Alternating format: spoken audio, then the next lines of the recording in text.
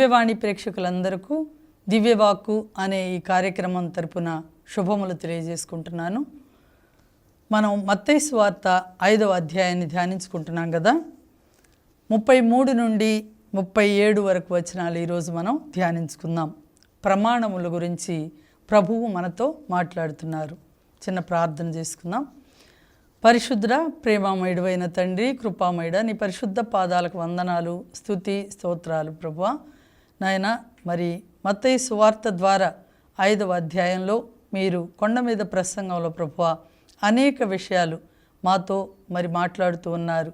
ఈరోజు ప్రభువా ప్రమాణములు, మొక్కుబడుల గురించి మేము ధ్యానించుకోబోతూ ఉండగా తండ్రి, మీరే స్వయంగా మాతో మాట్లాడమని నీ పరిశుద్ధాత్మ ద్వారా ప్రభువా మా అందరితో మాట్లాడి మా హృదయాలలో ఉన్న ప్రతి విధమైన లోపాలు, దోషాలు సవరించుకొని సరిచేసుకొని ప్రభువా నీ వాక్యానికి మమ్మల్ని మేము లోబరుచుకొని జీవించి కృపను అనుగ్రహించమని యేసుక్రీస్తు నామములో వేడుకొని పొందుకుంటున్నాము తండ్రి. Amen, amen. Praise the Lord. ఈరోజు మనం మత్తయి సువార్త 5వ అధ్యాయము 33 నుండి వచనాలు చూద్దాం. నీవు ప్రభువునకు చేసిన ప్రమాణములను భంగము చేయక నెరవేర్పవలేను అని పూర్వులకు చెప్పబడినది మీరు వినియున్నారు కదా. కానీ నేను ఇప్పుడు మీతో చెప్పున్నదేమన, మీరు ఎంత మాత్రము ఒట్టు పెట్టుకొనరాదు, పరలోకముపై ఒట్టు పెట్టుకొనకూడదు, అది దేవుని సింహాసనము. భూలోకముపై ఒట్టు పెట్టుకొనరాదు, ఏలన అది ఆయన పాదపీఠము. యెరూషలేముపై ఒట్టు పెట్టుకొనకూడదు, ఏలన అది ఆ మహారాజు నగరము. నీ తల వెంట్రుకలను ఒక్కదానినైనా నల్లగా కానీ లేక తెల్లగా కానీ చేయజాలని నీవు నీ తలపైన ఒట్టు పెట్టుకొనకూడదు. మీరు చెప్పదలచినది అవును కాదు అను వానితో సరిపుచ్చవలను. అంతకు మించిన పలుకులు దుష్టుని నుండి వచ్చినవే అని చెప్తున్నారు. కాబట్టి మనం మొదటిగా మరి గమనించవలసిన విషయం ఏంటి అంటే, మీరు ప్రభువునకు చేసిన ప్రమాణములను భంగము చేయక నెరవేర్పవలయను. కొన్నిసార్లు మనం అనారోగ్యంతో బాధపడేటప్పుడు లేదా కొన్ని ఉద్దేశాలు నెరవేర్పు కోసం జనరల్గా కొన్ని మొక్కుబడులు చేసుకుంటూ ఉంటాం. ఇది జరిగితే మరి దేవునికి ఇది చెల్లిస్తామని, లేదా ఇది జరిగితే దేవునికి ఇది ఇస్తాము అని చెప్పి చాలాసార్లు అనుకుంటాం. కానీ అది జరిగి అయిపోయిన తర్వాత ఆ విషయాలు కొన్నిసార్లు పక్కన పడేస్తూ ఉంటాం, పడకన పడిపోతూ ఉంటాయి. కాబట్టి జాగ్రత్త పడమని ప్రభు ఈరోజు మనల్ని హెచ్చరిస్తున్నారు. చూడండి, మొక్కుబడులు చేసుకోవడం, ప్రమాణాలు చేసుకోవడం, దేవుని ముందు ప్రమాణం చేసి మరి పక్కకు వెళ్ళిపోతే చాలా మరి కీడుకి గురి కావలసి వస్తుంది అని ఉపదేశకుడు గ్రంథంలో 5వ అధ్యాయం, ఉపదేశకుడు గ్రంథం 5వ అధ్యాయం 4వ వచనంలో చూస్తాం. మొక్కుకొని దానిని చెల్లింపకుండుట కంటే అసలు మొక్కు కొనకుండుటయే మేలు అంటున్నారు. ఒకసారి మొక్కుబడి చేసుకున్నామంటే తప్పక చెల్లించే వాళ్ళంగా ఉండాలి. లేకపోతే అది చెల్లించలేనప్పుడు అది చేసుకోకుండా ఉండటం మంచిది అని అంటున్నారు. కీర్తన 76వ కీర్తనలో కూడా 11వ వచనంలో, మీరు ప్రభువునకు చేసిన మొక్కుబడులు చెల్లించుకొనుడు, భీకరుడైన ప్రభువు చుట్టూ ప్రోగైన వారెల్లా అతనికి కానుకలు అర్పించుకొనుడు అంటున్నారు. కాబట్టి ప్రభువునకు చేసిన మొక్కుబడులు, ప్రమాణములు చెల్లించుకోవాలి. కొన్నిసార్లు 5 వారాలు వస్తాం, 9 వారాలు వస్తామని మొక్కుబడులు చేసుకుంటాం. కానీ అంతవరకే లిమిట్ అయిపోకూడదు కూడా. అది జరిగిన తర్వాత ఇంకా మళ్ళీ వెళ్ళరు, దాని వైపే చూడరు. మళ్ళీ ఇంకొక సమయం, సందర్భం, ఇంకొక సమస్య, కష్టమో రావాలి. వచ్చినప్పుడే మళ్ళీ ప్రభు దగ్గరికి వెళ్ళడానికి ముందుకి మరి వెళుతూ ఉంటాం కొన్నిసార్లు.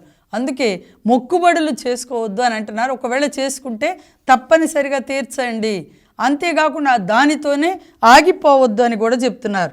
ద్వితీయోపదేశ కాండం 23వ అధ్యాయంలో 21 నుండి వచనాలు చూస్తే అక్కడ కూడా మొక్కుబడుల గురించి ఒక విషయం ప్రభు ఇక్కడ చెప్తున్నారు. మీరు దేవునికి ఏదైనా సమర్పింతుమని మొక్కు కొనచ్చో ఆ బాధ్యతను వెంటనే తీర్చుకొనడు. ప్రభువు మీరు ఆ సొమ్మును చెల్లింపవలననియే కోరుకొనను కనుక మొక్కుబడులను తీర్చకుండుట పాపము అంటున్నారు. పొలంలో పంట ఇంత పండితే ఇంత ఇస్తాం అనుకుంటాం కొన్నిసార్లు, లేదా నా జీతం ఇంత పెరిగితే దానిని ఇంత దేవునికి ఇస్తాం అనుకుంటాం. కానీ అది తీరా జరిగి అయిపోయాక ఇంకా ఆ విషయాన్ని ప్రక్కన పడేస్తుంటాం, పడకన పడిపోతుంటుంది. కాబట్టి జాగ్రత్త పడాలి. మొక్కుబడిలో చేసుకున్నప్పుడు రాసి పెట్టుకోండి, గుర్తుండదేమో అనుకుంటే డేట్ వేసి రాసి పెట్టుకొని పలానప్పుడు నేను ఇది అనుకున్నాను, కాబట్టి ఇది జరిగితే తప్పనిసరిగా జరగగానే మరి ఆ మొక్కుబడిని చెల్లించమని చెప్తున్నారు. అసలు మొక్కుబడియే చూడండి, మీరు ఆ సొమ్మును తప్పక చెల్లింపవలనయే కోరుకొనును దేవుడు కోరుకుంటాడు, కనుక మొక్కుబడులను తీర్పకుండుట పాపము అంటున్నారు. అసలు మొక్కుబడియే చేసుకోననిచో దోషమేమీ లేదు. మొక్కుబడి చేసుకుంటేనే జరుగుతాయని అనుకోనక్కర్లేదు. అంతేకాదు, మొక్కుకోకుండా ఉంటే పాపమేం కాదు చెప్తున్నారు ప్రభు. కానీ నోటితో పలికిన మాటను చెల్లించుకోవలేను కదా, కనుక మీరు బుద్ధిపూర్వకంగా ప్రభువునికి ఇత్తుమనిన దానిని ఇయ్యక తప్పదు. ఇస్తామని మీరు మొక్కుబడి చేసుకున్నప్పుడు తప్పకుండా ఇయ్యవలసిందే అని. మేము కూడా నేను చిన్న అమ్మాయిగా ఉన్నప్పుడు మా అమ్మమ్మలు ఆ మొక్కుబడి చేసుకున్నారు. ఏదో చిన్న జబ్బు వచ్చినప్పుడంట, చిన్న అనారోగ్యం పాలైనప్పుడు మొక్కుబడి చేసుకున్నారని.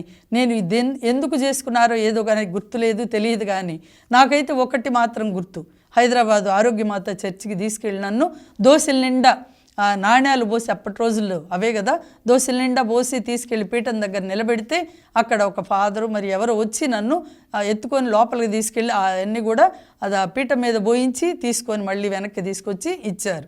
కొన్నిసార్లు కొన్ని దేవాలయాల్లో మనం చూస్తాం, దేవునికి మొక్కుబడి చేసుకుని బిడ్డల్ని కొని తెచ్చుకుంటామని చెప్పి ఇస్తుంటారు. కొంత డబ్బు ఇచ్చి బిడ్డని ఫాదర్ అక్కడ చేతులు పెట్టి తర్వాత కొంత డబ్బు వారికి ఇచ్చి తర్వాత ఆ బిడ్డను తీసుకొని వస్తారు. గుడికిచ్చి కొనుక్కుంటామని చెప్పి చెప్తుంటారు. మేము చిన్నప్పుడు మా బాల్యంలో ఊళ్ళల్లో అంతే చేసేవాళ్ళు. కొన్ని జంతువులను కూడా ఏదైనా అనారోగ్యం పాలైనప్పుడు గుడికిచ్చి కొనుక్కుంటామని చెప్పి మొక్కుబడి చేసుకొని తప్పకుండా నెరవేర్చేవాళ్ళు. అది జరిగైపోయిన తర్వాత ఇంకా మళ్ళీ వదిలేసి మెదలకుండా ఉండరు. కాబట్టి మొక్కుబడి చెల్లించకపోతే పాపం అని చెప్పి చెప్తున్నారు. కాబట్టి మొక్కుబడి చేసుకోకపోయినా పర్వాలేదు, కానీ ఒకవేళ చేసుకున్నప్పుడు తప్పకుండా మనం చెల్లించాలి. అందుకే చెప్తున్నారు. చిన్నప్పుడు జాన్ ద బ్రిటో ఒక పునీతుడు, జాన్ బ్రిటో అని మనం గమనిస్తాం, మనం పండగ చేసుకుంటుంటాం. ఆ జాన్ ద బ్రిటో అంట 1647 సంవత్సరం మార్చి 1వ తేదీన పోర్చుగల్ దేశంలో లిస్బన్లో జన్మించారు. పోర్చుగల్లో లిస్బన్ అనే పట్టణంలో జన్మించారు. తండ్రి పోర్చుగల్ రాజు దగ్గర ఒక గొప్ప మరి అధికారిగా పనిచేసేవాడట. ఆ పని చేస్తుంటే అక్కడ ఆ రాజుకు చాలా సన్నిహితంగా ఉండేవాడు. ఆ రాజ ప్రాంగణంలోనే వాళ్ళంతా పెరిగారు. ఆ రాజుగారి కుమారుడితో పాటే ఈ బ్రిటో కూడా పెరిగాడు. కాబట్టి రాజరికం అంటే ఏంటో ఆయనకి తెలుసు. అయితే దేశం కోసం సేవ చేస్తూ ఉన్నప్పుడు వాళ్ళ తండ్రి, ఆ జాన్ ద బ్రిటో తండ్రి ప్రాణాలు కోల్పోయాడు, చనిపోయాడనమాట. అయితే అప్పటికే జాన్కి 4 సంవత్సరాల వయసు అన్నమాట. అయితే జాన్ భక్తిలో చదువులో కూడా మొదటివాడుగా ఉండేవాడట. ఓసారి జాన్ ద బ్రిటోకు తీవ్ర అస్వస్థత జరిగింది, చాలా అనారోగ్యం పాలయ్యాడు. ఆ సమయంలో తల్లి ఒక మొక్కుబడి చేసుకుందంట. అప్పుడు అక్కడ ఉన్న డాక్టర్లందరూ చెప్పారు, ఇంకా లాభం లేదు, మీ బిడ్డను గురించిన ఆశలు వదులుకోవాల్సిందే, ఇంకా అబ్బాయి బ్రతకడేమో అని చెప్పినప్పుడు తల్లి అట పునీత శబరివారి ప్రార్థన చేసుకుందంట. శబరివారి ప్రార్థన సహాయం కోరుకొని అప్పుడు జాన్కి నయమైతే గనక 1 సంవత్సర కాలం పాటు ఆ జాన్ ద బ్రిటోకి శబరివారి డ్రెస్సే నేను తొడుగుతాను, 1 సంవత్సర కాలం పాటు శబరివారి డ్రెస్సే వేస్తానని చెప్పి మొక్కుబడి చేసుకున్నదట. ఆయనలాగే శబరివారిలాగా ఒక పొడవు నిలువుటంగి, తర్వాత నడుముకి పట్టి ధరింపజేస్తానని మొక్కుబడి చేసుకున్నది. అప్పుడు ఆ బిడ్డ అనారోగ్యాన్ని నుంచి స్వస్థత పొందుకున్నాడనమాట జాన్ ద బ్రిటో. పొందుకున్న తర్వాత దేవుడు తన ప్రార్థన ఆలకించాడు. కాబట్టి ఆ తల్లి మరి ఆ మొక్కుబడి చెల్లించుకోవాలని అనుకున్నది. కాబట్టి జాన్కు నయమైంది కదా, తాను మొక్కుకున్న విధంగా జాన్కి శబరివారి వలె పొడుగు అంగీని, నడుముకి పట్టీని 1 ఏడాది కాలం పాటు ధరింపజేసిందంట. చూడండి, మరి ఆ మొక్కుబడి చెల్లించుకునేటప్పుడు ఈ విధంగా ఆయన డ్రెస్సు అందరిలాగా లేనప్పుడు ఎంతోమంది పిల్లలు ఎగతాళి చేసి ఉండొచ్చు కదా, రకరకాలుగా ఉంటుంటుంది. కానీ ఆ చిన్న బాబు వచ్చి ఇంటికి వచ్చి తల్లితో చెప్పి ఉండొచ్చు కదా, ఇట్లా అందరు ఎగతాళి చేస్తున్నారమ్మా, నాకు ఎందుకు ఈ డ్రెస్ వేసావని. కానీ తల్లికి తెలుసు కదా, ఏ నవ్వుల పాలైనా అవమానం పాలైనా సరే నేను అనుకున్న మొక్కుబడి తప్పకుండా చెల్లించాలి. ఇతరులకి సాక్ష్యంగా ఉండాలనే ఉద్దేశంతో ఆ తల్లి తన మొక్కుబడిని ఆ విధంగా చెల్లించుకున్నట్లుగా మనం చూస్తాం. కాబట్టి మొక్కుబడులు తప్పక చెల్లించుకోవాలి అని ఇక్కడ దేవుని వాక్యం సెలవిస్తూ ఉంది. 5వ అధ్యాయంలోనే మత్తయి సువార్త 5:34-37 మీరు ఎంత మాత్రం ఒట్టు పెట్టుకోవద్దు అంటున్నారు. పరలోకం పైన ఒట్టు పెట్టుకోవద్దు. కొంతమంది ఆ చిన్న చిన్న విషయాలకు కూడా తల మీద చేసుకొని లేదా పిల్లల మీద చేసి లేకపోతే వాళ్ళకి ప్రియమైన వాళ్ళ మీద ఒట్టు పెడుతూ ఉంటారు. తల్లి తోడు, అమ్మ తోడు, అది ఇదని చెప్పి చెప్తుంటారు. అది ఎంత మాత్రం కూడా మనం చెయ్యకూడదు అని అంటున్నారు. దేవుని మీద ఒట్టు పెట్టకూడదు, తల మీద ఒట్టు పెట్టుకోకూడదు కదా. ఏమని చెప్పాలంటే మనం చెప్పదలుచుకున్న మాట ఎస్ ఆర్ నో, అంతే. అవును లేదా కాదు అనే మాటతో సరిపుచ్చాలి కానీ ఇంకా వేరు వేరే మాటలు, అవి అంతకు మించిన మాటలు దుష్టుని నుండి వచ్చినవే అని చెప్తున్నారు. దుష్టుడి నుంచి వచ్చినట్లే అనట. అంటే ఏంటి దుష్టుడు అంటే? సైతాను బలికే. మనం కోర్టులకు వెళ్ళినప్పుడు కదా చాలా జాగ్రత్తగా ఉండాలి. దేవుని బిడ్డలు మరి ముఖ్యంగా క్రైస్తవులం అయ్యుండి అబద్ధపు సాక్ష్యాలు, అబద్ధపు మాటలు, లాయర్ ఇట్లా చెప్పమన్నాడు, లేకపోతే ఇంకొకళ్ళు ఇట్లా చెప్పమన్నారు, ఇట్లా చెప్తే మీరు కేసు గెలుస్తారు. No, nothing doing. దేవుని ఆజ్ఞకు మించిన ఏ ఆజ్ఞ చట్టం దేవునికి వ్యతిరేకమే, దుష్టుడి నుంచి వచ్చే. కాబట్టి సత్యం మాత్రమే చెప్పాలి.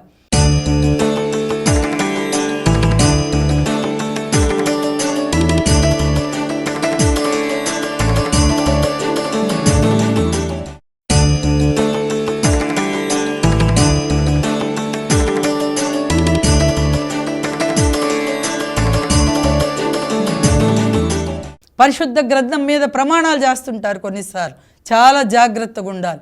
దేవుని వాక్యం మీద మనం ప్రమాణం చేయకూడదు కదా. దేవుని మీద ప్రమాణాలు చేయకూడదు. ఎస్ ఆర్ నో అని మాత్రమే చెప్పమంటున్నారు, అవును కాదు అనే మాటని కదా. కోర్టులో కూడా కొన్ని గ్రంథాలు పట్టుకొని నేనంతా నిజమే చెప్తాను, అబద్ధం చెప్పను అని ప్రమాణం చేసి చెప్పేదంతా అబద్ధమే ఉంటుంది. చాలా జాగ్రత్తగా ఉండాలి. ఈ లోక జీవితంతో మన జీవితం అంతమైపోదు కదా. దీని తర్వాత ఉన్న జీవితం ఎటర్నల్ లైఫ్, శాశ్వతమైన జీవితం. దానికి మనం ఇక్కడే పునాది వేసుకోవాలి. కాబట్టి ఈ లోక విషయాల కోసం దీంతో అంతమైపోదు. కాబట్టి ఇక్కడే మనం మరి మంచి కానీ చెడు కానీ మనం చేసుకున్నది ఏదైనా మన వెంట వస్తుంది. మన ఆత్మకి రక్షణ లేదా మన ఆత్మకి మరి నిత్య నరకాజ్ఞ అనేది మన చేతిలోనే పెట్టారు. ద్వితీయోపదేశ కాండం 30వ అధ్యాయం 15వ వచనంలో మనం చూస్తున్నాం. మేలు కీడు, మరణం జీవం, దీవెన శాపం రెండు మీ ముందు పెట్టాను.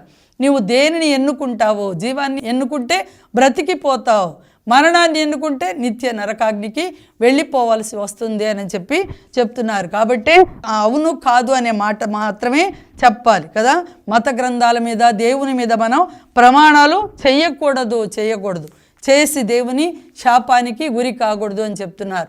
యాకోబు పత్రిక 5వ అధ్యాయం 12వ వచనంలో కూడా, సోదరులారా ముఖ్యముగా మీరేదైనా వాగ్దానము చేయనప్పుడు ఒట్టు పెట్టుకొనరాదు, పరలోకముపై కానీ అన్యథ కానీ ప్రమాణము చేయకుడు, అయినచో అవుననియో కానిచో కాదనియో మాత్రమే పలుకుడు.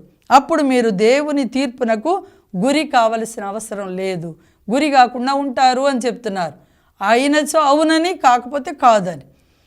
నిజంగా అబద్ధం కాదు, ప్రమాణపూర్వకంగా అంటుంటారు. నథింగ్, అట్లా చెప్పకూడదు అని చెప్తున్నారు.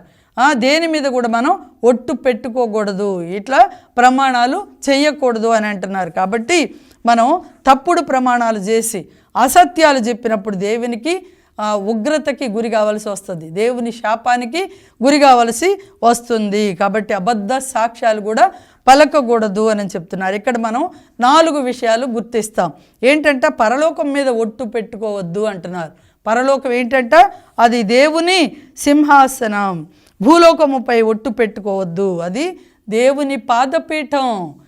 పరలోకంలో దేవుని మీద ఒట్టు పెట్టినప్పుడు దేవుని సింహాసనం మీద మనం ఒట్టు పెట్టిన వాళ్ళం అవుతాం. అబద్ధాలు తీసుకెళ్ళి సింహాసనానికి రుద్దకూడదు కదా. అక్కడేం అతికి ఉండవు, అతకవు అనుకోండి, కానీ అబద్ధాలు అట్లా చెప్పకూడదు. దేవుని సింహాసనం ఉంది, తీర్పుకు గురి కావలసి వస్తామని చెప్తున్నారు. తీర్పుకు గురి అవుతాం, సింహాసనం ముందు అందరూ నిలబడాలి కదా. కాబట్టి సింహాసనం మీద ఒట్టు పెట్టుకోవద్దు. భూలోకంపై ఒట్టు భూలోకాన్ని, సర్వ సృష్టిని ఆయనే చేశారు. ఈ భూలోకం ఆయన పాదపీఠం అట. ఆయన పాదాలు భూమి మీద తాకుతూ ఉంటాయి.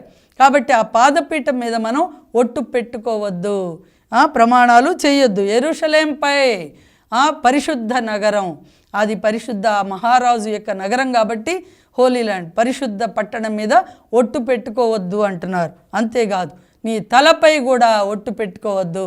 ఎందుకంటే తలపై వెంట్రుకలు అది ఎప్పుడు ఊడిపోవాలో ఎప్పుడు మొలవాలో ప్రభువుకు మాత్రమే తెలుసు అన్నారు కదా. మత్తయి సువార్త 10వ అధ్యాయం 30వ వచనంలో, ఇక మీ విషయమున మీ తల వెంట్రుకలన్నీ లెక్కింపబడి ఉన్నవి. తల వెంట్రుకలన్నీ లెక్కింపబడే ఉన్నాయి. మనం లెక్కించాం కదా, ఎన్ని వస్తున్నాయి ఎన్ని పోతున్నాయి మనకి తెలియదు. కానీ దేవునికి అంత లెక్కే. అంత స్వల్ప సున్నితమైన విషయాలలో కూడా దేవుడు ప్రభువు మన గురించి, మన తండ్రి శ్రద్ధ వహించి ఉన్నారు కనుక మనము అనవసరపు మాటలు ఎక్కువగా మాట్లాడవద్దు అని చెప్తున్నారు. ప్రతి మాటకి జవాబు చెప్పాలి అని చెప్తున్నారు. మత్తయి సువార్త 12వ అధ్యాయం 36వ వచనంలో, తీర్పు దినమున ప్రతి ఒక్కడు తాను పలికిన ప్రతి వ్యర్థమైన మాటకు కూడా జవాబు చెప్పవలసి ఉన్నది. ఎక్కువగా మాట్లాడొద్దు, అనవసరపు మాటలు మాట్లాడొద్దు అంటున్నారు. అందుకే ఇక్కడ సిరా గ్రంథంలో 23వ అధ్యాయం 9వ వచనంలో కూడా చెప్తున్నారు, ఒట్టు పెట్టుకొనరాదు అని మీకు చెప్పాను కదా, కాబట్టి మీరు దానిని మరి పాటించాలి అని. సిరా గ్రంథం 23వ అధ్యాయం 9వ వచనంలో మనం చూస్తాం, నీవు ఒట్టు పెట్టుకోవలదు, పరిశుద్ధుడైన ప్రభువు నామమును తేలికగా ఉచ్చరింపవలదు, మాటి మాటికి దండనమును అనుభవించు బానిసకు గాయములు తప్పనియట్లే తేపతేపకు ప్రభువు పవిత్ర నామముతో ప్రమాణము చేయువానికి పాపము తప్పదు, నిరతము ఒట్టు పెట్టుకునివాడు మహాదుష్టుడు అంటున్నారు. ఎప్పుడు కొంతమంది ఏది మాట్లాడినా నిజమమ్మ అమ్మతోడు ఇట్లా చెప్తుంటారు. అందుకే అంటున్నారు, నిరతము ఒట్టు పెట్టుకునివాడు మహాదుష్టుడు, అతని కుటుంబము శిక్షకు గురి అగును. కుటుంబం కూడా శిక్షకు గురి అవుతుందట. అతడు తాను చేసిన ప్రమాణమును తీర్పడేని పాపము కట్టుకొనును, తేలికగా ప్రమాణము చేసినేని రెండింతలుగా పాపము కట్టుకొనును, అబద్ధ ప్రమాణము చేసినేని దోష బాజకుడగును, అతని కుటుంబమునకు కడగండ్లు తప్పవు అంటున్నారు. చూడండి, అబద్ధ ప్రమాణాలు చేస్తే మనతోనే అంతమైపోదన్నమాట. చేసిన వాళ్ళ జీవితం వరకే కాదు, వాళ్ళ పిల్లల తరాలకు కూడా అది శాపంగా మారుతుంది అని చెప్తున్నారు. అతని కుటుంబానికి కూడా కడగండ్లు కష్టాలు తప్పవు. కాబట్టి అబద్ధ ప్రమాణాలు మనం చేయకూడదు, మాటి మాటికి ప్రమాణం చేయకూడదు. పాపము, అది పాపం కట్టుకున్నట్లే అని చెప్తున్నారు. తేలికగా ప్రమాణం చేస్తుంటారు కొంతమంది. గుళ్ళోకి వెళ్దాం, బైబిల్ పట్టుకుందాం, దీపం అది ఇదని చెప్తుంటారు. చాలా తప్పు. దేవుని ముందు అబద్ధ ప్రమాణాలు చేయకూడదు. అవును కాదు, నీ మాట మీద నీకే నమ్మకం లేకపోతే ఇతరులకి ఎలా నమ్మకం ఉంటుంది? నేను చెప్పే సత్యం అంతే, నమ్మితే నమ్ము, లేకపోతే లేదు, అంతే. అంతవరకే. కానీ ఇంకా ఆ గుడికి వెళ్దాం, ఇక్కడికి వెళ్దాం, అక్కడికి, ఇదంతా కూడా తప్పుడు ప్రమాణాలు, తప్పుడు మాటలు అని చెప్తున్నారు. కాబట్టి దేవుని సింహాసనం మీద మనం ఒట్టు పెట్టుకోవద్దు. పాదపీఠం ఇది సింహాసనం, పరలోకం ఆయన సింహాసనం ఉన్న ప్లేస్ కాబట్టి అక్కడ ఒట్టు పెట్టుకోవద్దు. అంటే తల మీద కూడా ఒట్టు పెట్టుకోవద్దు, ఇంకా వేటి మీద కూడా మనం ఒట్టు పెట్టకూడదు, పిల్లల మీద కూడా ఒట్టు పెట్టకూడదు, లేదా నీకు ప్రియమైన ఎవరి మీద కూడా ఒట్టు పెట్టొద్దు. అంతేకాదు చేసిన ప్రమాణాలని, చేసిన మొక్కుబడులని తప్పకుండా తీర్చుకునే వాళ్ళంగా మనం ఉండాలి అని దేవుని వాక్యం ఈరోజు మనతో సెలవిస్తూ ఉంది. కాబట్టి ఎన్నటికీ కూడా భూమి ఆకాశములు గతించిపోవును కానీ నా మాటలు ఎన్నటికి గతింపవు అంటున్నారు లూకాసు వార్త 21:33లో. కాబట్టి మనం దేవుని మాటకి విలువనిచ్చి, విలువైన ఈ మాటలను మనం పాటించడానికి, అనుదిన మన జీవితంలో పాటించి మరి దేవుని దీవెనలు పొందుకోవడానికి ప్రయత్నం చేయాలి. అంతేగాని మరి తల వెంట్రుకలు ఒక్కదాన్ని కూడా నల్లగా కానీ తెల్లగా కానీ చేయలేని నీవు తలపై వెట్టు పెట్టుకోవద్దు అంటున్నారు. అవును కాదు అనకుండా ఇంకా వేరు మాటలు చెప్పినప్పుడు అవి దుష్టుని నుండి వచ్చేయి, సైతాను నుండి వచ్చేయే. కాబట్టి ఆ దుష్టుని మాటలకి మనం లోబడకూడదు, ఆ దుష్టుని ఆలోచనలకి మనం తలవగ్గకూడదు అనేది ప్రభు ఈరోజు మనతో మాట్లాడేది. అందుకే దేవుడికి చేసిన ప్రమాణాలు ఏదైనా సరే, ఒక వ్యక్తి నాతో మాట్లాడుతూ చెప్తున్నారు, తన బిడ్డకి బాగా అనారోగ్యం, అస్వస్థత ఉన్నప్పుడట ఈ బిడ్డని తప్పకుండా దేవుని సేవ కోసం అర్పిస్తాను అని అనుకున్నారట. కానీ ఆ సమయం వచ్చినప్పుడు ఆ బిడ్డ పెరిగి పెద్ద అయిన తర్వాత ఆ బిడ్డకి పెళ్ళి వచ్చినప్పుడు దేవుని సేవ తర్వాతలే ఇంక మంచి సంబంధం వచ్చింది కదా పెళ్లి చేసేద్దాం అని చెప్పి అనుకున్నారు. అయితే ఆ బిడ్డకి చిన్నప్పటి నుంచి చెప్తున్నారు కాబట్టి పెద్ద అయిన తర్వాత పూర్తిగా తనను తాను అంకితం చేసుకున్నారు దేవుని పని కోసం, దేవుని సేవ కోసం. కానీ ఆ తల్లి వచ్చి లేదమ్మా పర్వాలేదు, ఆ పాపం ఏదన్నా ఉంటే నాకే ఉంటుంది కానీ పర్వాలేదు, నేను అనుకున్నది నేను ఇట్లా నిజమే కానీ ఇప్పుడు చేయాలని అనుకోవట్లేదు, పెళ్లి చేద్దాం అనుకుంటున్నానంటే ఆ బిడ్డ ఒప్పుకోలేదట. చిన్నప్పటి నుంచి నన్ను ఆ విధంగా ప్రిపేర్ చేసావు కదా, దేవుని సేవ కోసమే నువ్వు అని చెప్పావు కదా, నేను సిద్ధపడి ఉన్నాను కాబట్టి నాకు అవసరం లేదు అని. చూడండి, కొన్నిసార్లు మనం తల్లిగా తండ్రిగా సందర్భానుసారంగా సమయాన్ని బట్టి మాట మారుచుకుంటూ ఉంటామేమో, కానీ దేవుని ఇష్టం అది కాదనమాట. దేవుని విషయాలలో మనం అశ్రద్ధగా నిర్లక్ష్యంగా ఉండకూడదు. దేవునికి ఏదైనా ఇస్తామని మొక్కుబడి చేసుకున్నప్పుడు తప్పక చెల్లించాలి. కొన్నిసార్లు మర్చిపోవటం మూలాన కొన్ని రకాల సమస్యలు కష్టాల పాలు అవుతుంటాం. కాబట్టి మనం ఏది మరి చేసుకున్న మొక్కుబడి చేసుకున్నా లేదా ఒక ప్రమాణం చేసిన దేవుని విషయాలలో మనం అశ్రద్ధగా ఉండొద్దు, మరి చెల్లించడానికి ప్రయత్నం చేద్దాం. ప్రభు ఈ వాక్య సందేశమును మనందరి హృదయాలలో నూరంతలుగా ఫలింపజేయుదురుగాక. ఆమేన్. ప్రార్థన చేసుకుందాం. పరిశుద్ధుడా, ప్రేమామయుడా, నాయన ఈరోజు మీరు మాతో మాట్లాడిన ప్రతి అంశాన్ని బట్టి స్తోత్రాలు. అవును తండ్రి, ఒట్టు పెట్టుకోవద్దు అని అంటున్నారు తండ్రి. నాయన ఏ విషయాలలో కూడా ప్రభువా నాయన మీరు మాతో ఉండి మమ్మల్ని నడిపిస్తున్నారు గనక మీ ఆజ్ఞల ప్రకారం మేము నడుస్తూ సత్యాన్ని పలకాలి గనుక తండ్రి నాయన, సత్యాన్ని మాత్రమే మేము ఇతరులతో పంచుకోవాలి గనుక తండ్రి నాయన, ఇంకా అంతకు మించిన మాటలు మేము ఏది మాట్లాడకుండా నాయన అవును కాదు అనే మాటతోనే మేము సరిపుచ్చేలాగా మీ కృపను మాకు అనుగ్రహించండి. అలాగే మేము చేసుకున్న మొక్కుబడులు తప్పక చెల్లించడానికి ప్రభా మాకు మంచి మనసును జ్ఞాపకాన్ని దయచేసి తండ్రి నాయన, ఎలాంటి మరి శోధనలకు గురి కాకుండా కాపాడమని నాయన, వింటున్న ప్రతి ఒక్క బిడ్డ హృదయంలో నీ వాక్యాన్ని నూరంతలుగా ఫలింపజేయమని, ఈ వాక్యానికి లోబడి జీవించే కృపను అనుగ్రహించమని మా నాథుడు మా రక్షకుడైన యేసు నామములో అమ్మ మరియా సకల పునీతులు ప్రార్థనల ద్వారా వేడుకొని పొందుకుంటున్నాము తండ్రి. ఆమేన్.